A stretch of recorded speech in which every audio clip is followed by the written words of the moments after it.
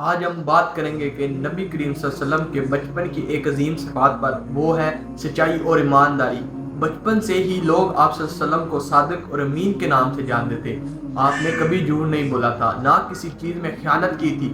یہاں تک کہ مکہ کے بڑے بڑے سردار بھی اپنے قیمتی ایمانتیں آپ کے پاس رکھواتے تھے کیونکہ وہ جانتے تھے کہ نبی کریم صلی اللہ علیہ وسلم کبھی دھوکہ نہیں دیں گے۔ قرآن مجید میں اللہ تعالیٰ فرماتے ہیں، اور کتاب میں اسماعیل کا ذکر کرو، بے شک وہ وعدے کے سچے تھے اور رسول نبی تھے۔